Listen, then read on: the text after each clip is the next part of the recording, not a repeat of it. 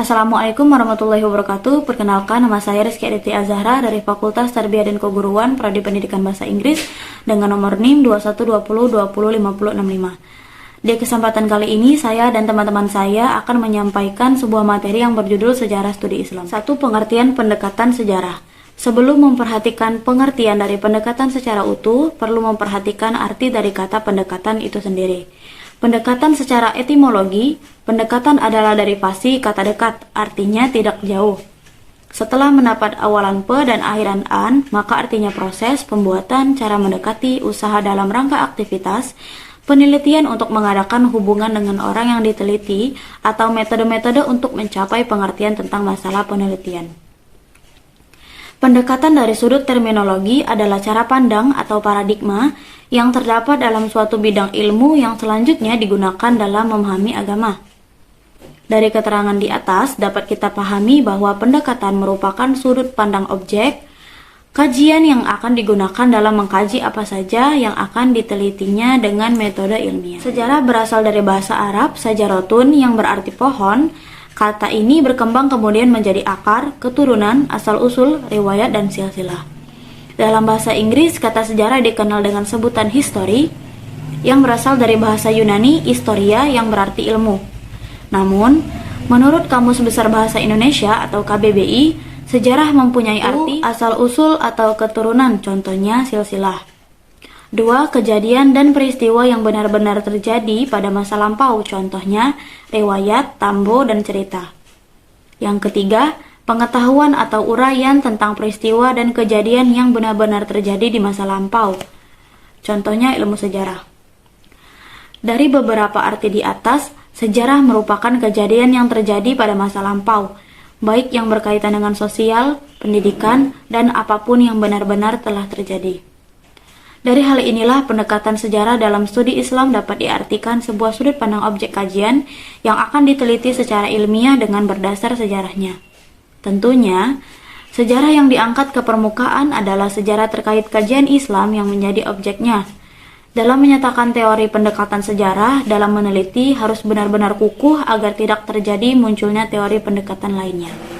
Sebab munculnya pendekatan sendiri dalam sebuah rencana kajian studi Islam menjadikan pengerucutan sebuah cara memandang objek kajian tersebut, sehingga ketika terdapat teori-teori lain akan mengembalikan kajian tersebut bersifat umum. Terima kasih, itu saja penjelasan dari saya. Yang selanjutnya akan dijelaskan oleh teman saya, Dika Sakinah. Assalamualaikum warahmatullahi wabarakatuh. Nama saya Dika Sakinah dengan NIM 2120205040. Di sini saya akan melanjutkan materi dari Rizky Aditya Azahra, yaitu yang kedua, urgensi pendekatan sejarah dalam metodologi studi Islam. Pendekatan sejarah dalam studi Islam tentunya memiliki banyak fungsi, namun Nugroho Noto Susanto hanya menyebutkan 4 fungsi sejarah yang dominan, seperti halnya 1. Fungsi rekreatif. Sejarah sebagai pendidikan keindahan, sebagai pesona perlawatan.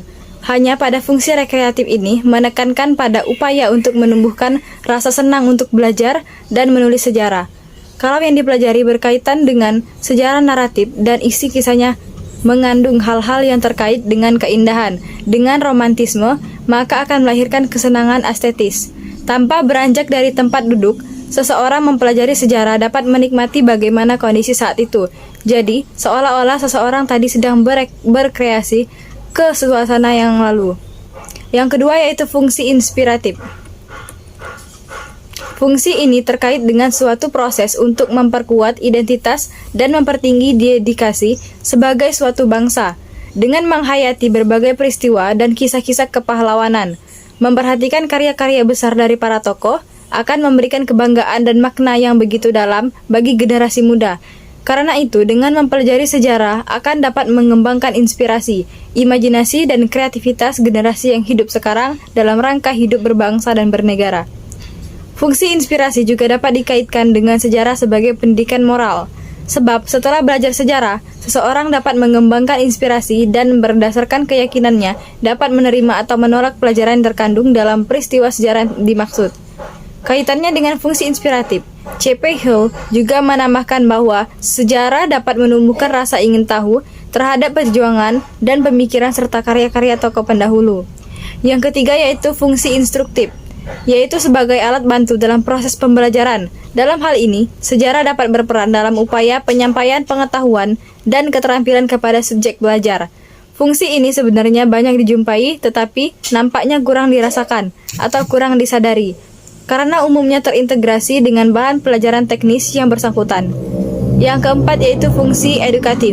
Maksudnya adalah bahwa sejarah dapat dijadikan pelajaran dalam kehidupan keseharian bagi setiap manusia. Sejarah juga mengajarkan tentang contoh yang sudah terjadi agar seseorang menjadi arif sebagai petunjuk dalam berperilaku. Melalui pendekatan sejarah ini, seseorang diajak untuk memasuki keadaan yang sebenarnya berkenaan dengan penerapan suatu peristiwa. Dari sini, maka seseorang tidak akan memahami agama keluar dari konteks historinya, karena pemahaman demikian itu akan menyesatkan orang yang memahaminya. Seseorang yang ingin memahami Al-Quran secara benar misalnya, yang bersangkutan dengan harus mempelajari sejarah turunnya Al-Quran, yang selanjutnya disebut asbab al-nuzul atau ilmu tentang sebab-sebab turunnya ayat Al-Quran, yang pada intinya berisi sejarah turunnya ayat Al-Quran. Dengan ilmu asbabun nuzul ini, seseorang akan dapat mengetahui hikmah yang terkandung dalam suatu ayat yang berkenaan dengan hukum tertentu dan ditujukan untuk memelihara syariat dan kekeliruan memahaminya. Melalui pendekatan sejarah, seseorang diajak menukik dalam alam idealis ke alam yang bersifat empiris dan mendunia. Dari keadaan ini, seseorang akan melihat adanya kesenjangan atau keselarasan antara yang terdapat dalam alam idealis dengan yang ada di alam empiris dan historis. Banyak sekali istilah Al-Quran yang merujuk pada pengertian-pengertian normatif yang khusus, doktrin-doktrin etik, aturan-aturan legal, dan ajaran-ajaran agama pada umumnya. Istilah-istilah atau singkatnya pernyataan-pernyataan itu mungkin diangkat dari konsep-konsep yang telah dikenal oleh masyarakat Arab pada waktu Al-Quran, atau bisa jadi merupakan istilah-istilah baru yang dibentuk untuk mendukung adanya konsep-konsep religius yang ingin diperkenalkannya.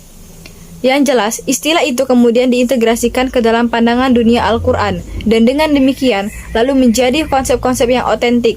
Selain itu, terdapat banyak sekali konsep baik yang bersifat abstrak maupun konkret. Konsep tentang Allah, malaikat, akhirat, ma'ruf, munkar, dan sebagainya adalah termasuk yang abstrak. Sedangkan konsep tentang fuqara, musakin, duafa, munafik, musyrikin, kafir termasuk konsep yang konkret. Perkenalkan saya Septi Salsabila dengan NIM 21205053. Baiklah, saya akan melanjutkan materi tentang metode pendekatan sejarah.